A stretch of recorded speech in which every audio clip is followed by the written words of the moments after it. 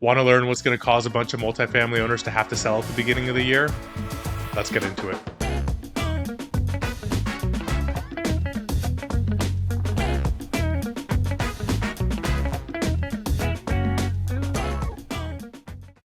I'm talking about California's new law, SB 721, otherwise known as California's balcony law. This states that any multifamily property, 3 units or over, has to have an inspection done by January 1st, 2025, inspecting any wood structure over 6 feet off the ground and ensuring that it does not have any defects and is to code and structurally sound. We're talking tens of thousands, if not hundreds of thousands of dollars per property here. So you can actually see what we're talking about. We're going to be going to two different projects today, a straightforward project and a more complicated project that got even more complicated as we were going through it. Starting off with a more simple project. So on this project, it was fairly straightforward. One staircase, landing, going up to 3 different units. Got two bids just to start out the process. One bid came in at roughly 56,000. The second bid came in at 15,000. Exact same work, both contractors we know and like. To put in perspective the differences in the bids that you could get. Let's go on site so we could actually see what I'm talking about. Welcome to beautiful San Clemente, California. Here we have one of the triplexes that we're currently replacing the balcony on. Here we have the element that the inspector designated as needing replacement.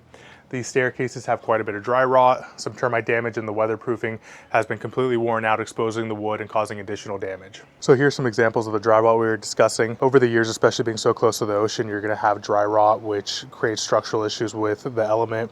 Also too, as the weather stripping and the weatherproofing deteriorates, that dry rot is going to accelerate and cause more issues down the line.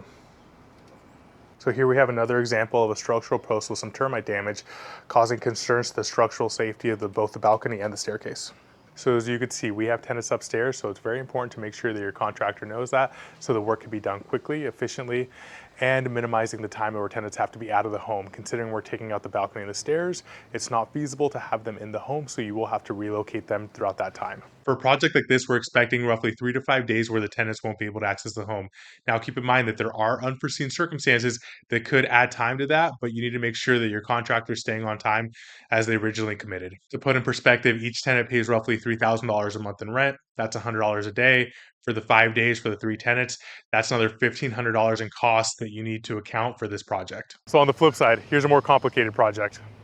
So in order to work on this project, we actually had to build a secondary platform here on the dirt in order to reach the balconies. And to put in perspective, the platform alone costs almost $10,000. So after the SB 721 inspector determined that these balconies were not compliant, the structural engineer required us to go almost 20 feet into the building with these support beams in order to meet the city code. Luckily, regardless of how complex this project was, these were only balconies, so we did not have to move any of the tenants out during the almost 3 months of construction. This project was complex from the beginning and then got more complex as we went on. This property has roughly 5 balconies and is elevated off the street and then elevated off the property. We actually had to develop a platform just to put scaffolding on to get high enough to repair the balconies. To put in perspective, the platform alone was almost $20,000 and the scaffolding added another $10,000. Once we got into the project, we found that the woodwork needed was significantly more extensive and we had to do significant structural engineering and development into the balcony and into the structure to meet the code and structural requirements necessary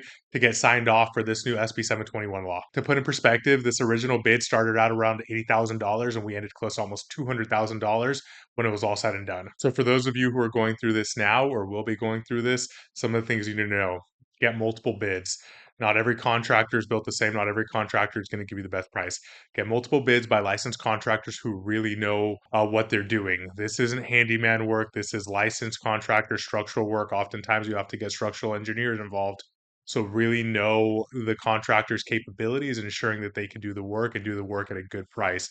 Also, making sure that the work can be done in a timely manner so you're not stuck with a half-built building or a building with no staircase for your tenants to get in and out. Believe me when I say this law is not going away. You can't ignore it and the city will find you. If you're a self-manager, make sure you get this done prior to January 1st.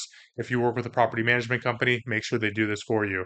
A good property management company will make sure that they go through the process of getting inspections, getting multiple bids, overseeing the project, and ensuring that it's done correctly and timely as we do for all of our clients. And we don't know for sure, but we have heard that these fines could be upwards of $1,000 per day, if not more. So if you're in the market to buy some multifamily real estate in California, make sure that this has been completed. And if not, wait till the beginning of the year and you might be able to get some fire sales.